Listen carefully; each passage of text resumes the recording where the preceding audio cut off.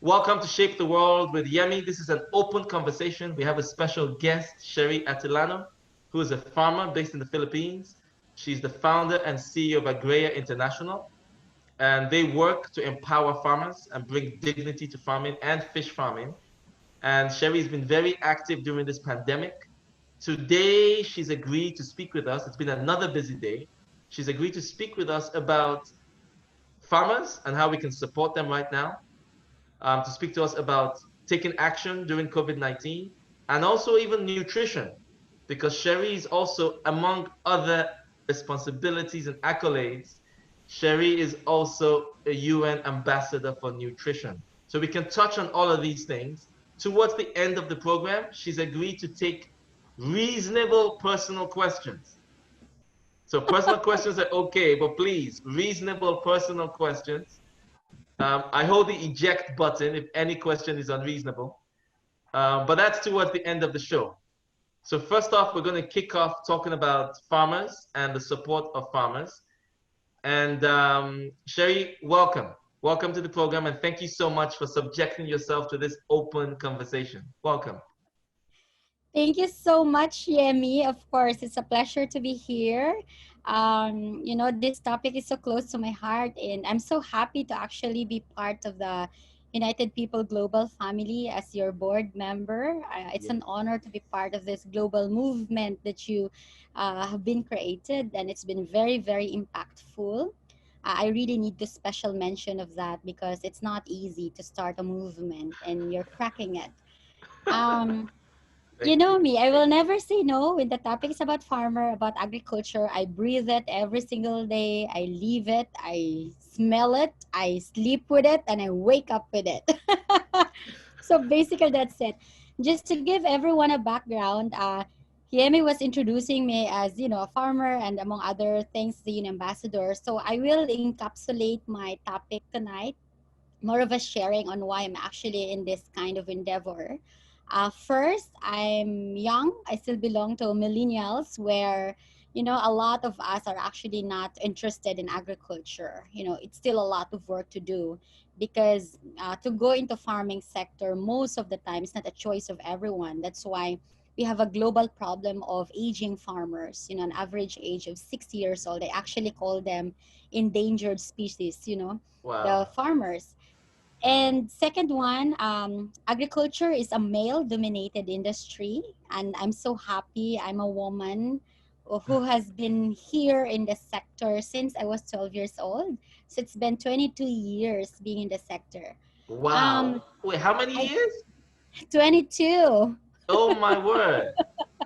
So I tell you a bit of a background how I started with this because I grew up in a farm. It's a sugarcane farm where my father was managing, and I grew up with it very humbly in a very loving family that into sugarcane farming.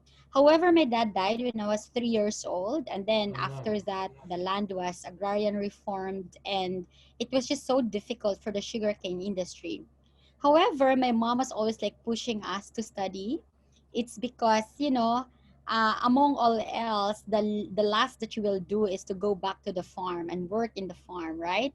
However, Yes. when my mom was pushing me to study and all my siblings, I was 11 years old in a scholarship center. I stumbled upon this book. It's called Biointensive Gardening. It's called Big. And the book says if you're poor and you're a Filipino, 100% of your food goes to, 100% of your income goes to your food. So Wow. 70% to rice because, in the Philippines, it seems it's not a meal without rice. And 30% goes to your dishes, the partner for your rice. However, the book also says that if you know how to plant vegetables around your house, even if you have a small space in front of your house, you can actually save money. And later on, you can put a roof on your head and send your children to school, or you can, attend to beyond basic needs of a human being. So at 11, I was so fascinated what this book is all about. So I brought that book home and then I told my mom, I said, I really want a bike for my 12th birthday because I want to teach farmers in small convenience stores in rural communities because the farmers on weekend, they just there after getting their salary from the sugarcane farm. They go there and drink alcohol or do a little bit of gambling before they even bring money back home, or sometimes Yeah. there's no money goes home. So I was teaching farm. My mom granted my wish, and that was my first business pitch, I guess, to my mom Wow. to give me a bike. And so I've been teaching farmers for 22 years now, and then since 12, it's been 3 years of teaching farmers until I stopped teaching at 15 that time, because my mom said, you need to be a doctor, you need to study biology and proceed to to medical science in your career in the future, because if you're a Filipino, the Yeah. best choice is to go in health sciences so that you can go abroad and work in Europe or in the US or in Australia and have a decent life. Yeah. However, my heart, I think, belongs to farmers because of my exposure and in the farm where I grew up. So I told my mom I cannot pursue medicine. I will send myself to school. So basically, I sent myself to school because my mom was so Wow. frustrated. And I work as a working student. I applied for scholarships left and right to sustain my education. And to make the story short, Oh, um, wow. I worked in different fields in agriculture, became a consultant, became an entrepreneur in different aspects of agriculture. And yeah, and I founded AGREA because it's something that our country really needs in solving our food security problem. So that's a little bit of background. Amazing. That is just amazing. I have to say there are things in there I didn't know. So thank you so much for sharing. That's so powerful. So in many ways, even though you were born on a farm, you had to find your way back to the farm. It's not Yes, like you were born on the farm and so you just continuing what you were always doing. You found your own way back to the farm. Um, yes. I think sometimes, what I love about this actually, Yemi, is it's not just about I'm passionate about what I do, but I really find purpose in what I do. Because isn't it purposeful that you're working with people who are always left behind but feeds the entire population? yeah, Uh, Most of the time indignified and most of the time with little respect. yeah, And isn't it beautiful to bring food in every family? It's such a gift to be in that situation, to help the producers at the same time, to really make sure that our population is well nourished. So for me, it's such a mission that is so complete in both ways. Yeah, so it's a blessing that I found it at a very young age. And it's also a gift that I really really love what I do, no matter how hard it is. I remember one time I was 16 years old, and I grew up in Negros Occidental. It's the sugar capital of the Philippines, and we were the number one exporter of sugar before. I remember that every conferences in agriculture you can attend if you are a sugar big planter or you are a rich guy who owns like um, big cockfighting farm, because cockfighting is one that the Spanish actually left in the country as part of our culture. So you cannot really attend if you're nobody. So I remember I always remind people that there are so many conferences now in agriculture that are offered for free. During when yes. I was starting, I need to look for the oldest person attendees outside and I will offer that person. I really want to attend the conference. Can I carry your lunchbox or your medical kit? And just tell them that I'm your granddaughter that you need to bring inside the conference so that there's someone to remind you that it's time to take your medicine Oh because my I had God. no money to pay my registration, for example.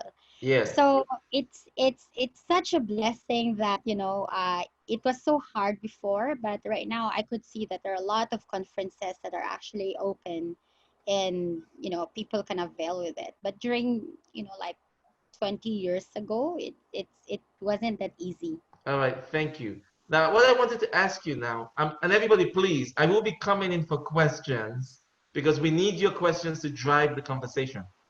Again, if you just came to watch, it's fine, as long as a few people put their hand up and they ask a question. But maybe something that would connect your work and your passion for farming with the current pandemic. Can you please tell us a little bit about what you are doing now to support farmers during the pandemic?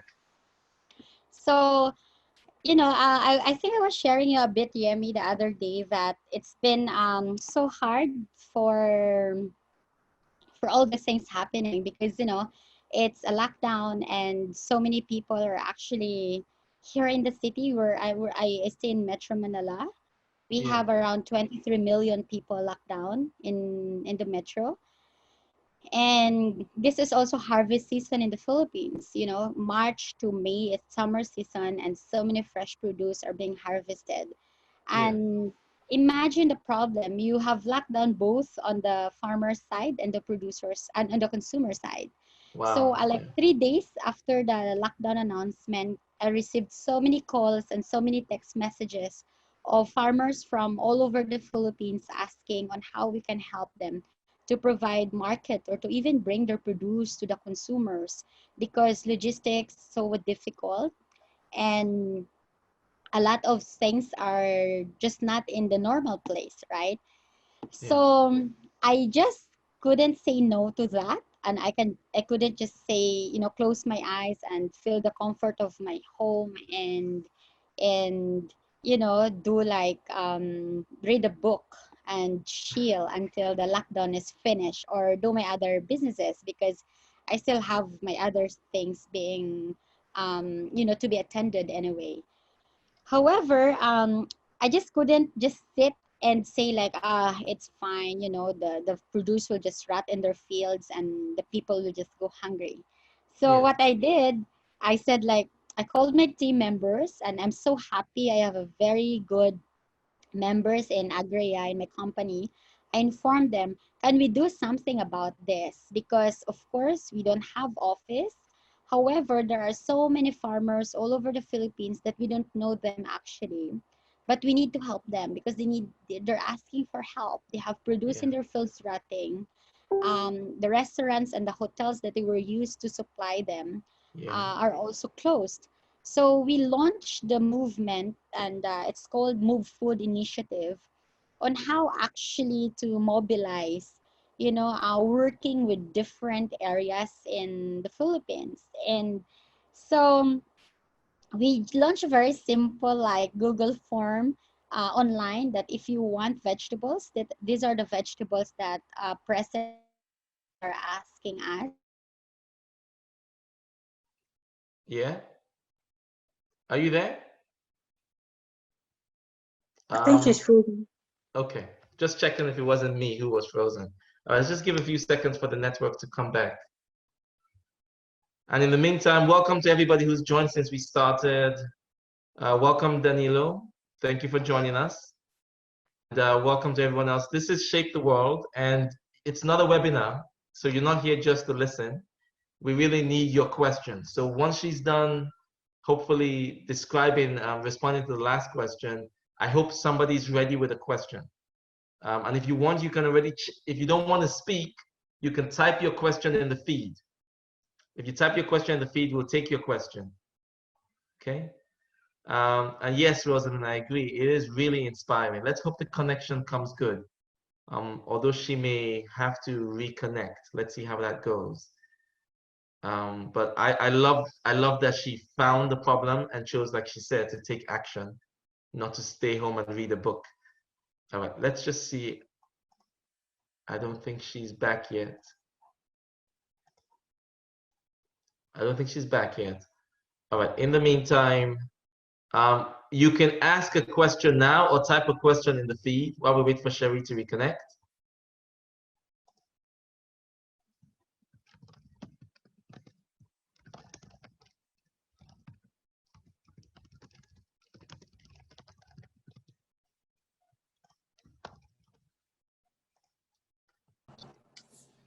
Oh, hello.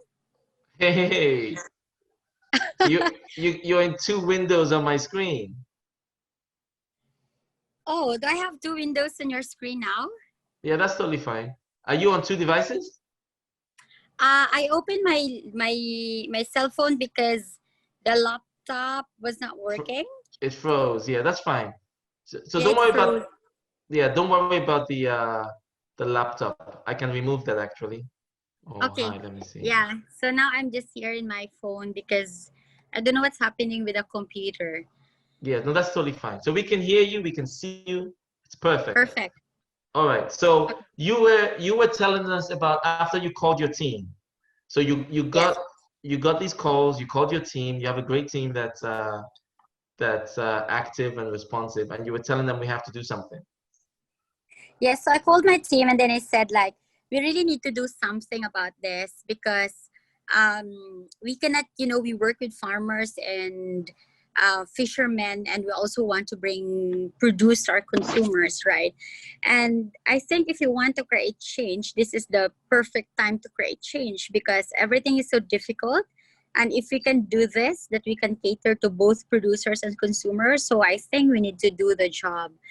So no one in my team said no.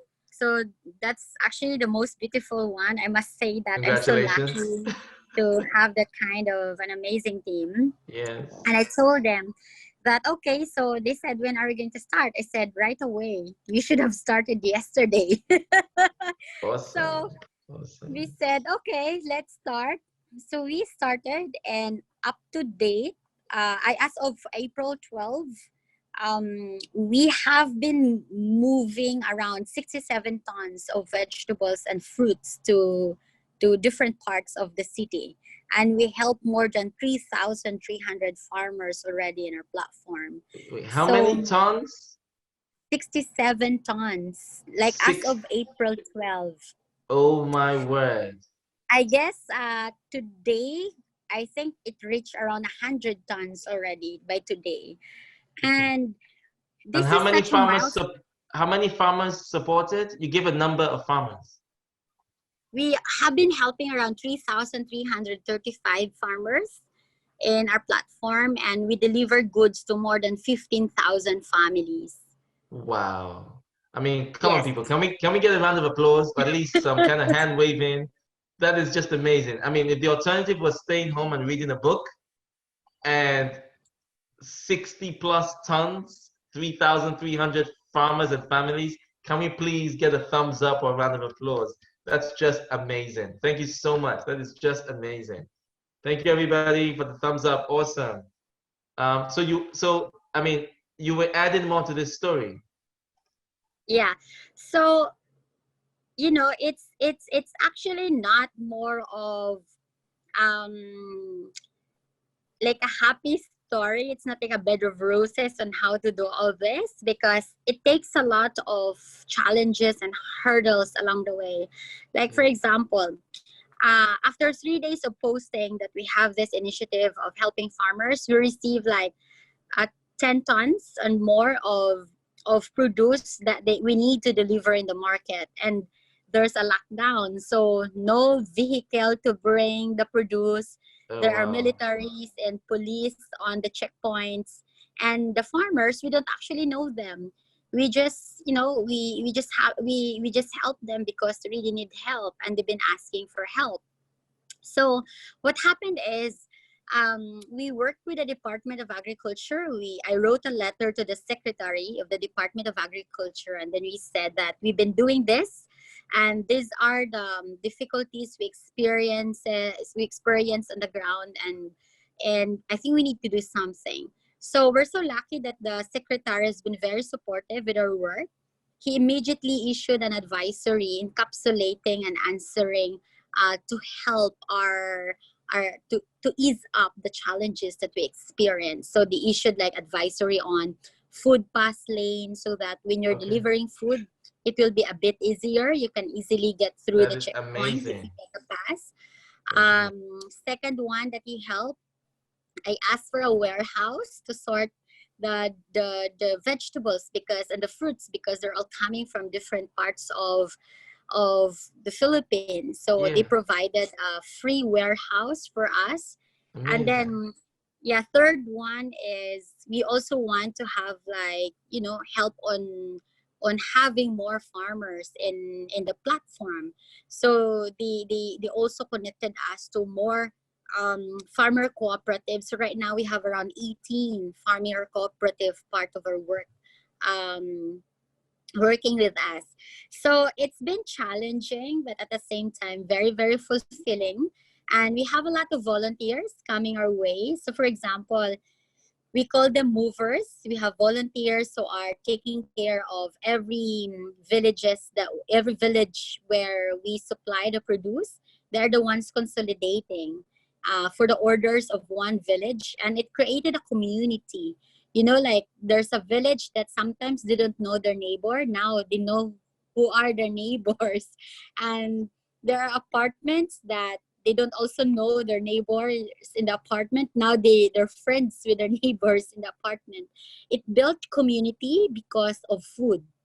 And another point that I must say is it's also revolutionizing for farmers, at the same time giving them a way that, you know, we create like an ethical trading system. So we pay them the right farm gate price that is ethical for them. At the same time, we give more value to money of the consumers, because we all know that our consumers also are experiencing their a hard time, because some of them, they lost their businesses, they lost their job. So they're, you know, they're just working on little amount of savings that they have. And our produce is 30 to 40% cheaper than the supermarkets. So so it's very beautiful Sorry, to did you see say the trend 30 of to changes. 40% cheaper? Yeah. So our produce is 30 to 40% cheaper than existing supermarkets. Okay. So it gives more value to buying power of the consumers, basically. Oh, amazing. That is really beautiful. All right, thank you. All right, welcome everybody. We've had a few more people join. Thank you for joining. This is Shape the World. It is not a webinar. This is a conversation. And so we rely on your questions. I see that we've got some questions in the chat. So you can type your questions if you want, and I can pick them from there. We have a few questions already. So let's bring some of them in. Rosalind, did you want to ask you one of your questions, like your first one, or do you want me to do it? So, because you have the option, you can either ask your own question or you type it in, and it's a, you know, Yemi speaks on your behalf service, and I'll read your question. So whichever way you want. So Rosalind, I'll read your first question, and maybe we'll come back to you to see if you want to do any of the others. So Rosalind has a question. If someone would want to follow your path into agriculture, what advice would you give to the person?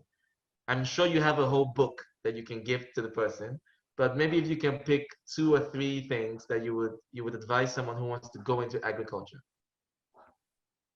You know, for me, first is you really need to set your heart and your thoughts that agriculture is not just a hobby. You know, it's actually a profitable business that you can create livelihood into, and it's also an opportunity to really create big impact. Like for example, in some countries that are actually present in webinar, a lot of our countries are having smallholder farmers. So if you want to create change in the food systems, being in the agriculture itself is actually the most fulfilling one. And second one is, I think, Yemi, I have been focused in my life just in agriculture. So for the last 22 years, you know, I've been here in terms of production in agriculture, Yeah. doing business trading in agriculture. I've been into nutrition component of agriculture, empowering women in agriculture. And at the same time, when you know, educating people is also necessary. So we have a farm school to educate more farmers in sustainable agriculture, and at the same time, you know, providing market to farmers. So always remember that agriculture is not just about plowing the land, and it's only not associated to poverty and drudgery, Yeah. but it's actually a good business venture to go into. And I always believe that Agriculture should be given enough importance because all of us are eating, and but only Yeah. few people are actually so concerned about it. So during this COVID time, what I realized, even if I'm in agri for 22 years, what I realize is this will be an agriculture age where everyone will be keen enough to grow their own food because when the lockdown was announced, I read somewhere that no one even ran to buy a new car, new clothes, or new Yeah. bags. Everyone ran to the grocery to buy food, fruits Yes. and vegetables and whatnot, Yes. right? And all the more that we need to be concerned on really answering the issues in agriculture. And the third one for me, my advice is to also love agriculture because it's not a bed of roses. Even if you were going to plant roses in the future, you have challenges on climate change. You have challenges on people management. You have challenges in the market in the future because it's very volatile. But at Yeah. the end of the day, once you're focused in really building it, uh, things will just happen smoothly. I've been there than that, Yeah. and I must say that it's very, very fulfilling. Awesome. Thank you so much. That's a really comprehensive answer. So for those who missed the question was any tips for someone who wants to go into farming? And this will be recorded so you can hear the comprehensive answer. But if I had to summarize it, I would say be committed, decide this is for you. Be holistic. This is not just about farming and drudgery. There's so much that agriculture connects to. And then be resilient. It's not a bed of roses. There's like in almost anything, there'll be ups and downs. So thank you so much. We have another question, which I think is a lovely segue from your answer from Armando. Armando, thank you for typing your question. Now, for anybody else, if you have a question, please type your question in the feed. I think that's working really well. So Armando's question is, with the pandemic forcing many countries to close non-essential businesses, it has shown a light on essential business and workers such as farmers who are traditionally forgotten. So his question, do you think that there will be enough momentum after the pandemic that can create lasting change for the working conditions of farmers around the world? So he's asking you to be optimistic or pessimistic, I guess. What do you think? That's actually a beautiful, beautiful question, So I'll go first to being pessimistic. Um, Hopefully, there will be, there's still a lot of challenges that we need to work on in the agriculture sector. I do believe, especially in the labor rights of some people on the farms, especially on massive corporate farms. Some of the labor rights are not yet practiced in a really good way. Yeah, Trading, there are a lot of unethical trading issues and farmers where trader are buying the produce at a cheaper price, and the yeah, farmers are not earning enough with all the hard work that they will be doing. But on the other side, I'm also fascinated and happy to see that it's an alarming, scenario for us right now because with the pandemic, it actually challenged the local supply and value chain of agriculture. So, like for yeah, example, we're very codependent as countries, right? So, for example, here in the Philippines, we get our rice from Vietnam or Thailand. And because of this pandemic, of course, there's no import export happening.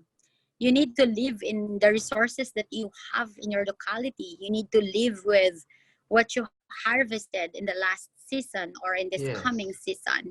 But it's also in a way challenging that we need to do something more innovative and more of collaborative and more of a cooperative effort on how to really enhance the agriculture sector yes, because globally it's a pressing problem. Food system is a pressing problem and we're just closing our eyes into it. And with this pandemic, a lot of alarming issues are coming out, and all the more we need to be healthy, right?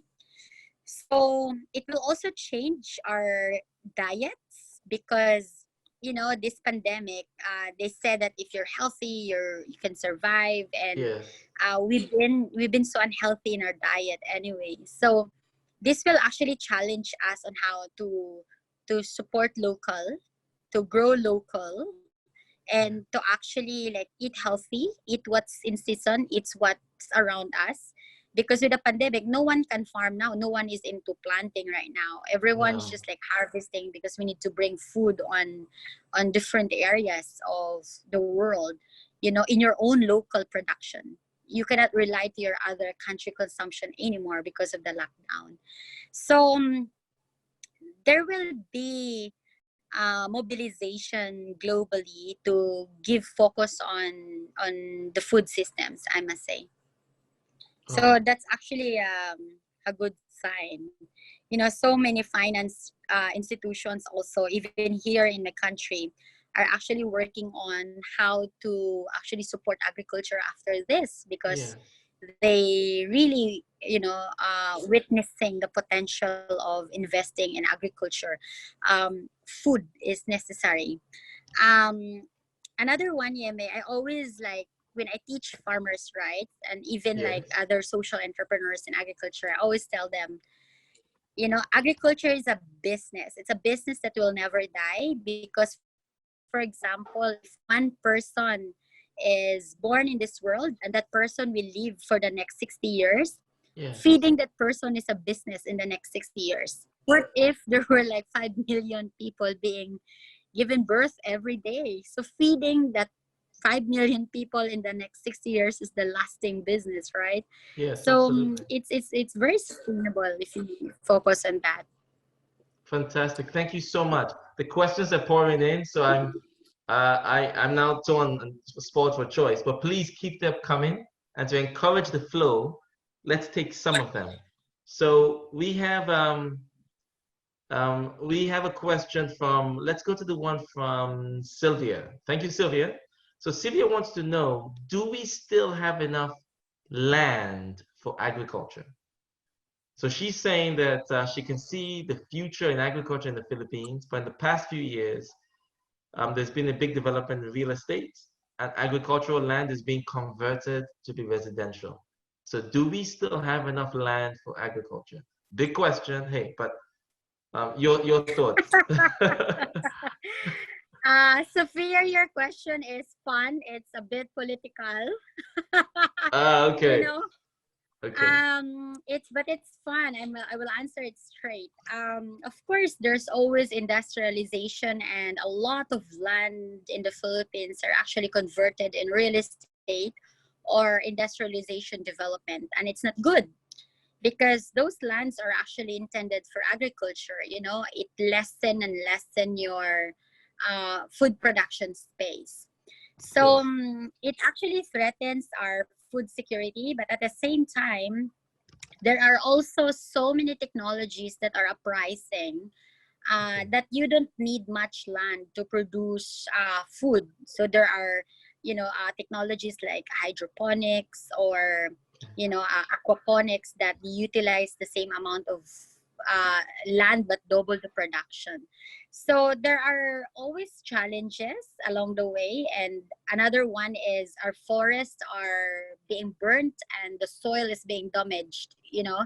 And even in existing agricultural lands, there are lands that after 7 years, because of intensive use of pesticides and insecticides Yes. and synthetic fertilizer, even those are existing agricultural lands, in the next 7 years, they are unproductive or underproductive. The moment you will till it again, it will not produce the same amount of production because of Yeah. all our practices.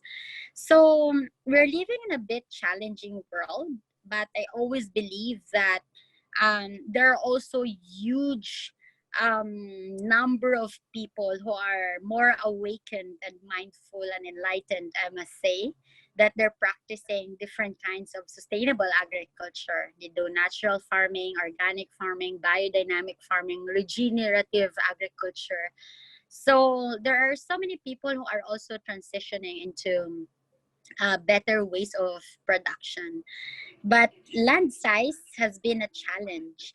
Yeah. But in the Philippines also, land size is a challenge in terms of near the city land because it's being converted.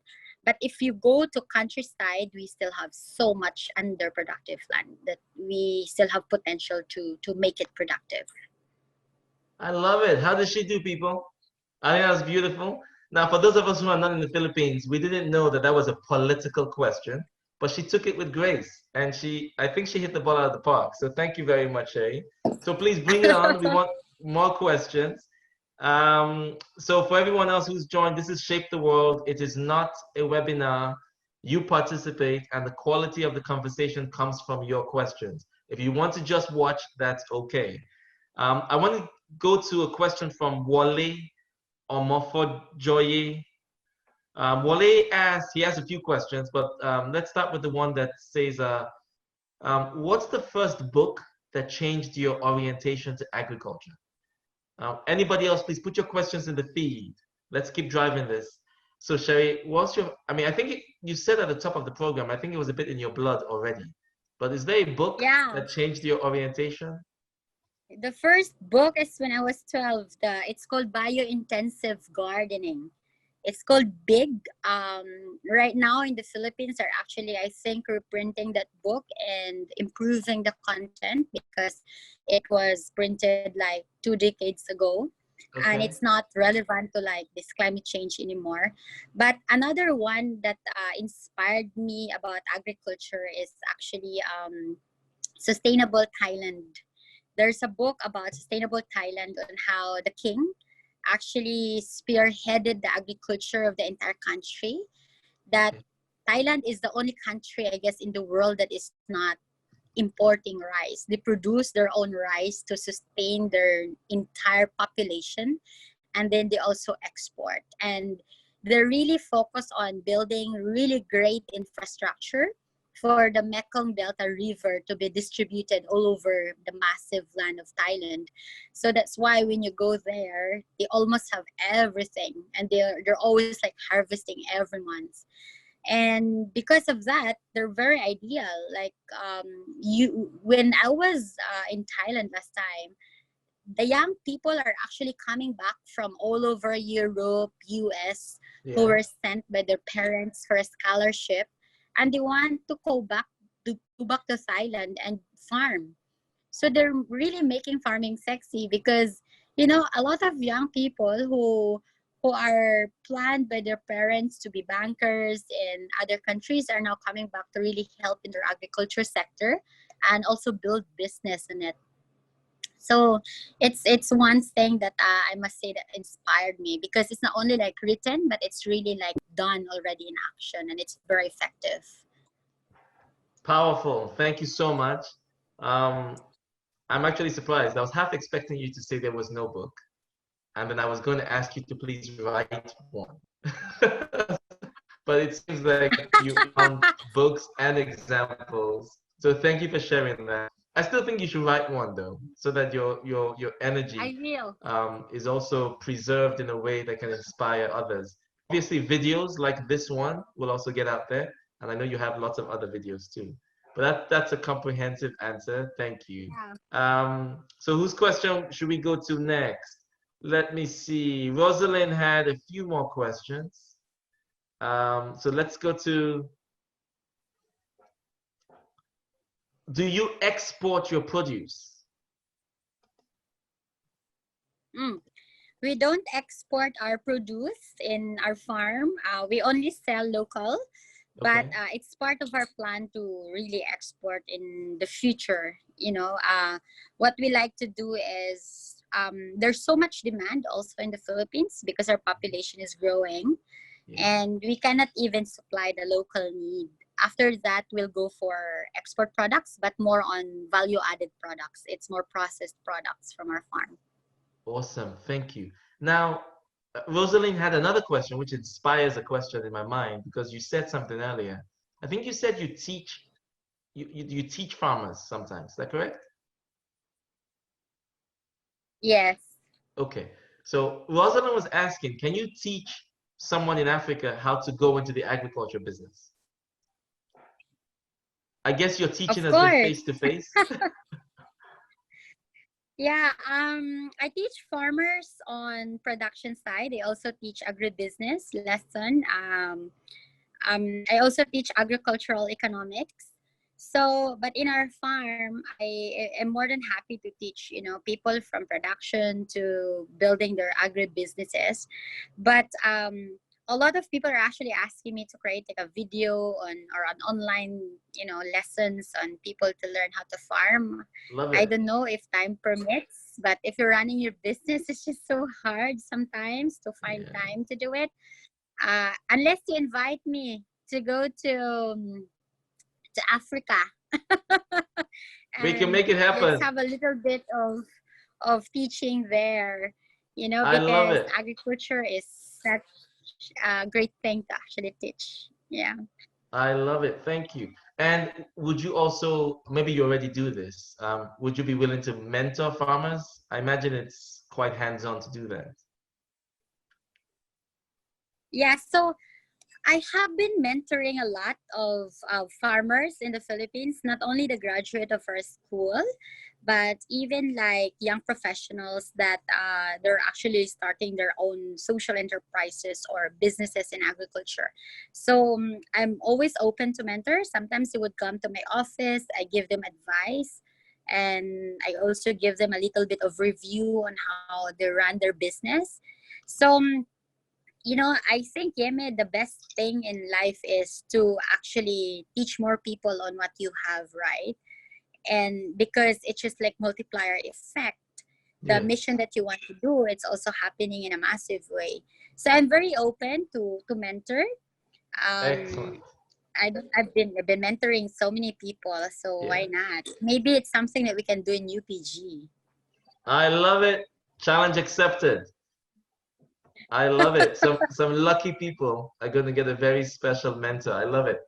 And also the online courses thing. We know you're very busy, but maybe there's a way we can facilitate that because as you can see, there's demand. And the teachers Yeah. are really special. I think everyone can attest. If you've ever had a good teacher, you still remember that teacher now. Anyone who teaches you anything, really, really powerful in your life. Um, okay, so I want to, because we've taken up so much of her time and she's been so busy, so we do have to let her go. But before we do so, we've promised everyone there's a personal question segment. So I want to navigate there, but I'm giving you warning. Before we go there, any other professional questions, anything related to farmers, agriculture, nutrition, life in a pandemic, anything else of that nature that you want to ask, please type your question in the feed or raise your hand, and we can cover it. Um, all right, Wale wants to ask, if someone is a part-time farmer, and I guess this phenomenon is happening as people are, looking at farming with a different eye. So I guess some people go into it part-time. I wonder how feasible that is. But Wale wants to know, if someone is a part-time farmer, how do you monitor your inputs and your outputs? Um, I'm guessing that's farmer's code that she'll understand. But what are your thoughts on his question? Yeah. Oh, that's nice. If I like farming is just like if you want to establish your farm, even if it's a part time, it's basic when listing down your inputs and outputs in the farm. Um, if I want to be technical, of course, there's a proper recording process. So, like in our farm, whatever we put on our fields, it's all recorded in an Excel sheet or in a logbook in the farm. Whatever budget is necessary, we plan ahead so that you'll not be surprised with your expenses. But more importantly, if you want to do it part time, you also want to identify what you really want to earn. You want to earn it for just a hobby income, an additional income, or you want to see it that you're doing a part-time farming now, but later on you want to to leave your job and make it a full-time career because it's earning more money than your current job, right? So you need to just be also intentional in what outcome you want to achieve. So, but for me, basic recording in our farm, we're kind of strict in basic recording because, you know, at the end of the day, whatever comes into the intervention we do and the farming side, it needs to be recouped, you know, whatever expenses, it needs to be recouped in the production during harvest. So we're very thorough on that one. Awesome. Thank you so much. So the answer to that question, if you're a part-time farmer, monitoring inputs and outputs, basic recording. Put differently, it's a plug for getting yourself a junior accountant. So as an accountant myself, I'm very happy to hear she talked about recording. Give an accountant a job, even if it's a junior one. Thank you very much for that. Now, it seemed that warning I gave has sparked up a flurry of questions. You can see them, right, Cherrie? So we've got some more questions. And there was one I saw earlier from Susan. Thank you, Susan, for the question. So Susan says, for internally displaced people in evacuation camps, what advice would you give to community leaders on starting community farming as a food source? I guess to complement or to substitute for some of the relief foods that they receive. Yeah. So is that possible? What do you think, Cherrie? You know, in hi Suzanne, she's a friend. Hey, Suzanne. Thank you. uh, yeah. Actually, because, you know, Suzanne is helping a lot in camps, in especially in Bangsamoro area in the Philippines. They're doing amazing job there. We actually have some initiatives in some Muslim camps in the Philippines. That what they do is um, we encourage them to farm around their evacuation center or in a camp because Okay. usually it's situated in area with enough land.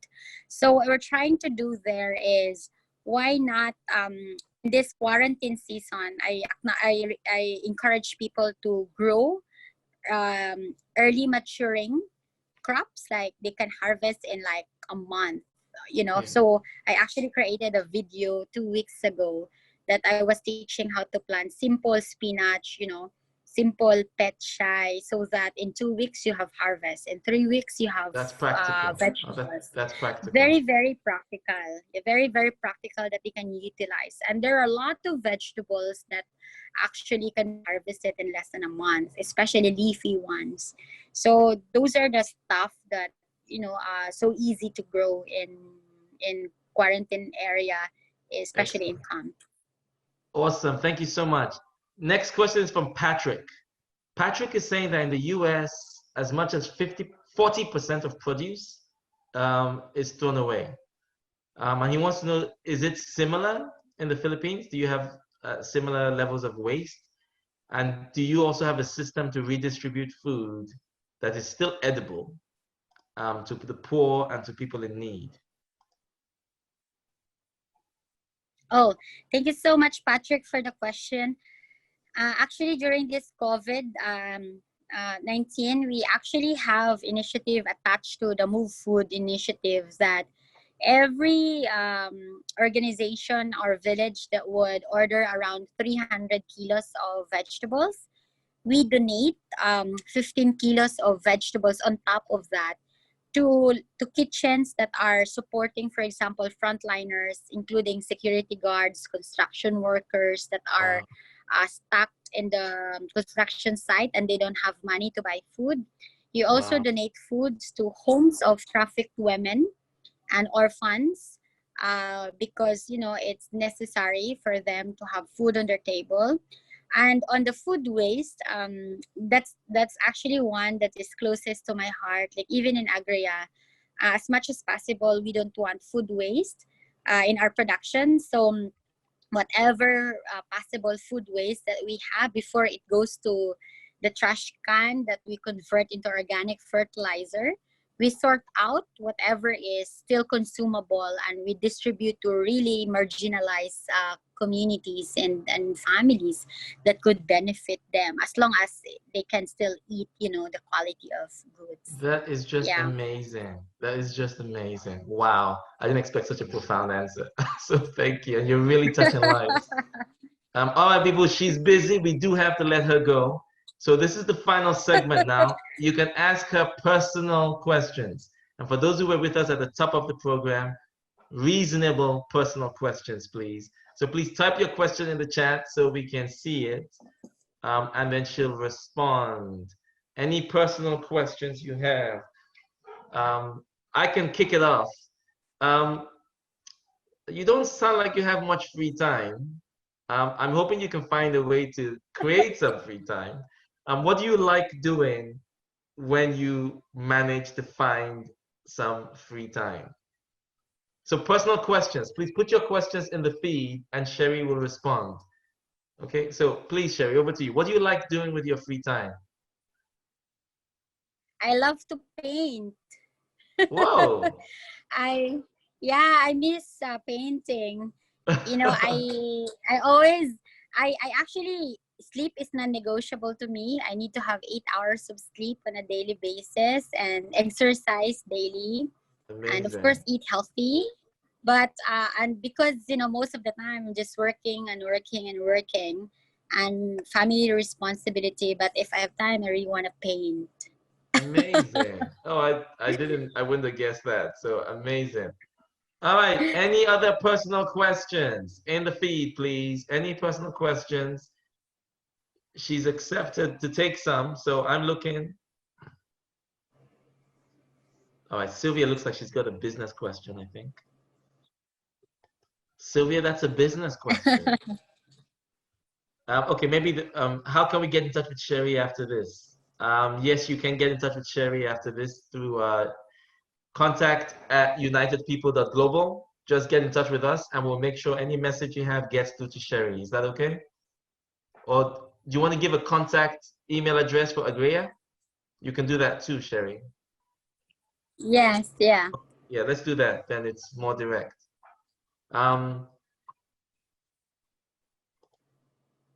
Digital health, digital agriculture.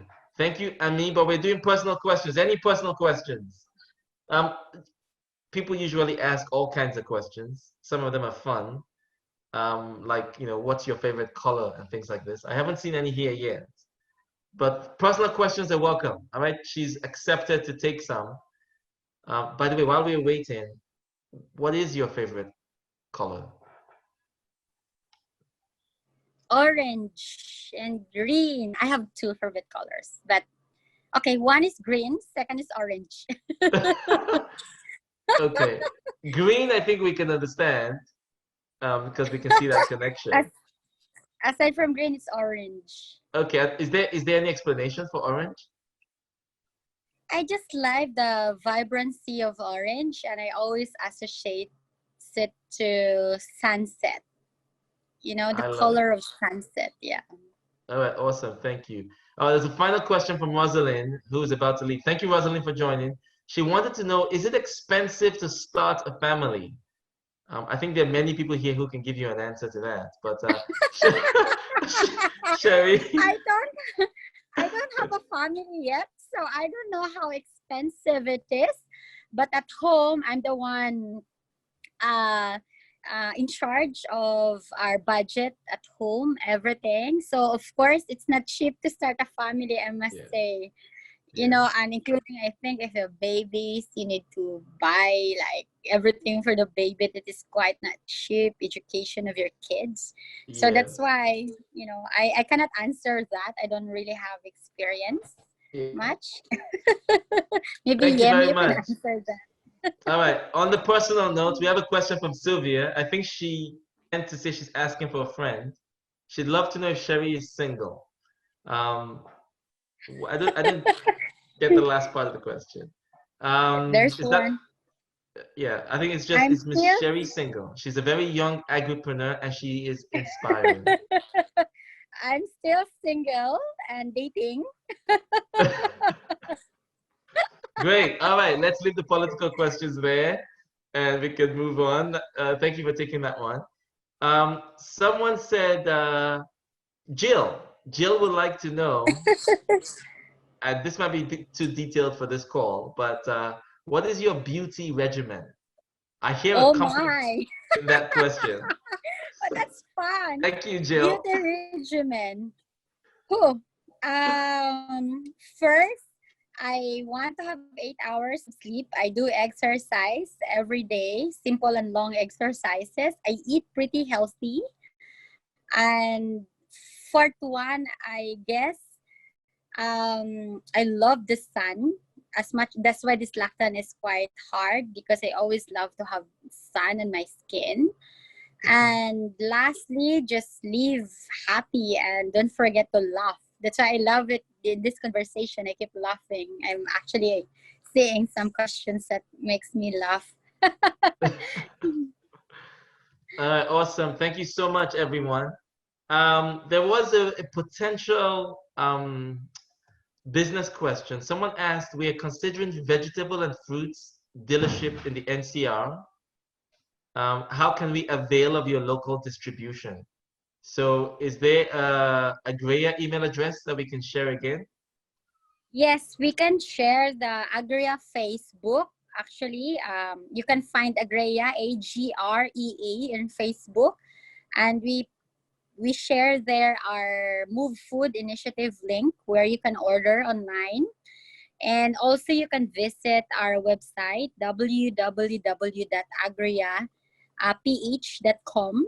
So you can, see our work and also check out on some videos about our work.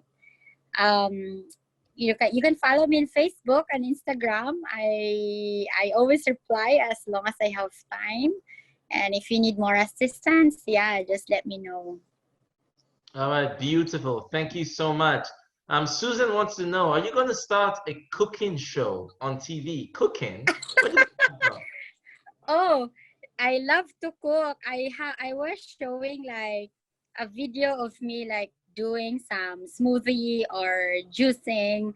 I just actually sent a video of me cooking simple dish during Oh, nice. lockdown. I sent it to UNICEF Global. UNICEF will going to share it all over the world for people to actually see and learn simple dishes. I work out with different chefs all over the world, but I'm the Oh, only wow. farmer. I'm the only farmer that they invited because I just love to see the connection and how farm to table must be like.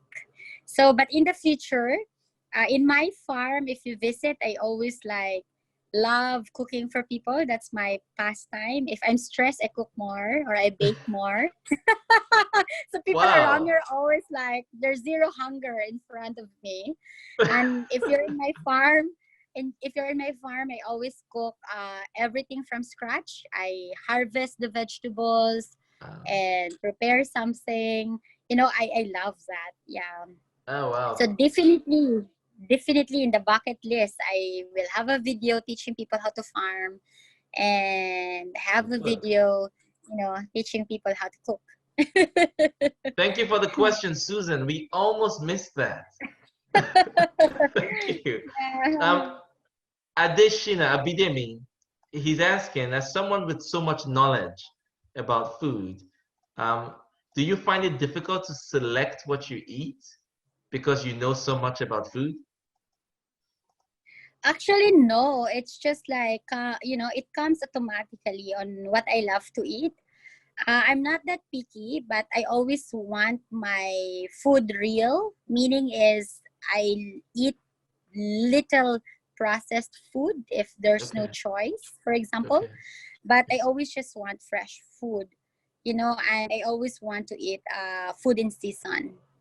Yeah, so that Beautiful. if it's if it's food in season, there's actually it's not hard to choose because whatever is there, you make something out of it. Amazing. All right, Mm. awesome. Thank you. All right, everybody, we need to let her go now. So Cherrie, I'm going to come to you with a question for your final thoughts that you want to leave us with. But you have a few minutes before I do that.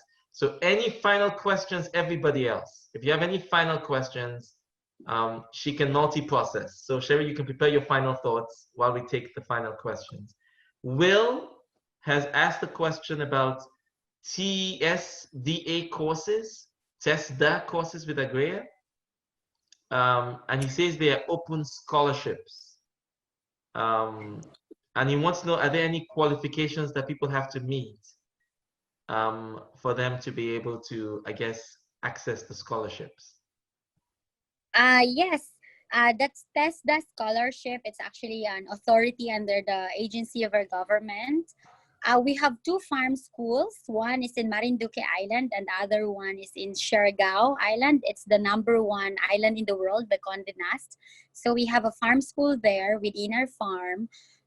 This year, we have 500 scholarship slots in each farm school. Wow. So you can actually apply, but of course, you're asking about qualification. In the scholarships, we have different scholarships. You can study organic agriculture, livestock production, organic poultry production, even hog raising, and also agribusiness. We develop the curriculum in-house, and usually the qualification is, it doesn't matter how old are you. There's no age limit. Okay.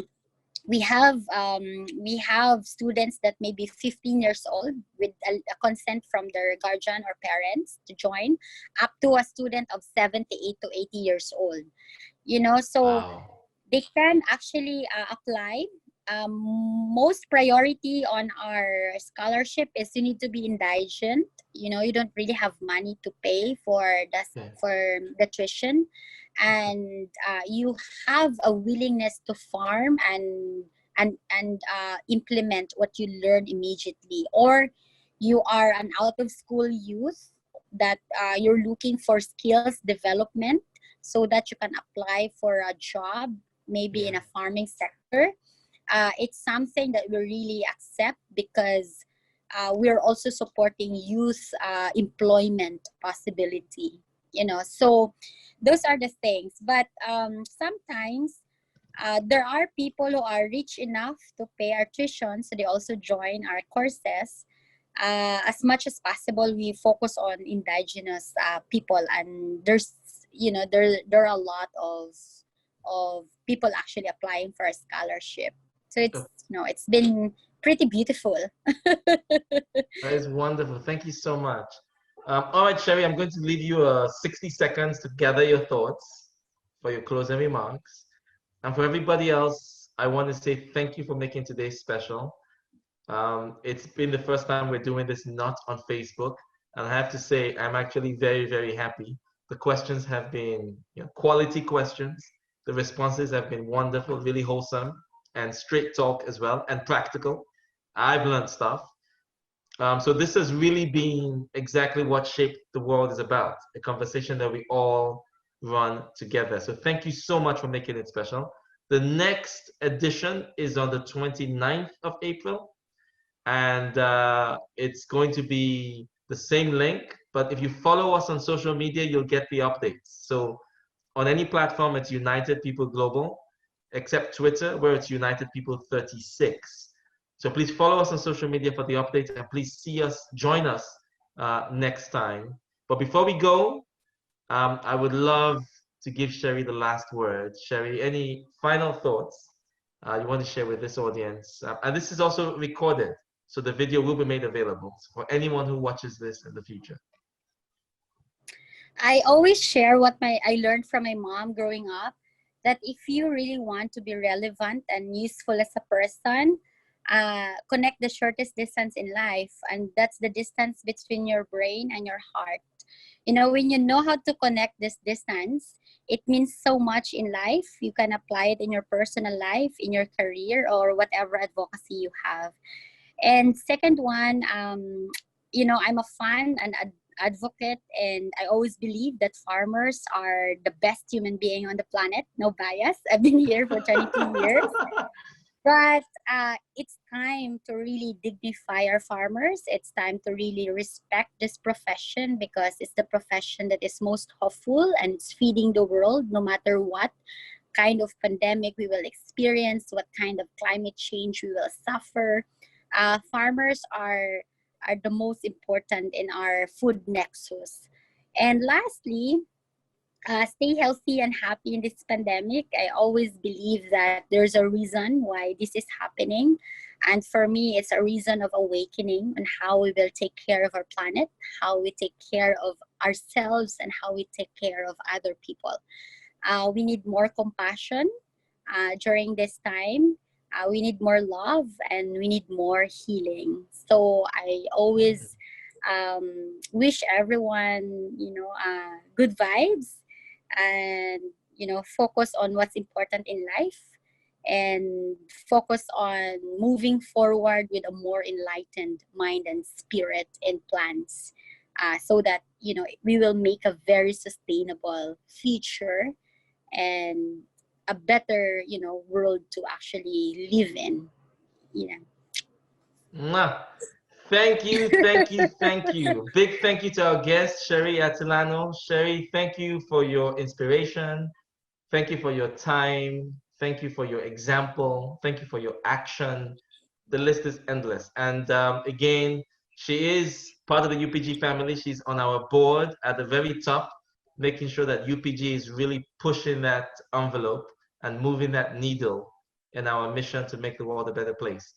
I hope you can agree that we are in very good hands with Cherrie on our board. Thank you so much, Cherrie. Thank you so much. Thank you, everybody. Thank Please you be so safe. much. Thank you. And Thank bye, you. everybody. Bye. Thank you. Bye, everybody. Mwah. Thank you so much for your time, everybody. Thank you.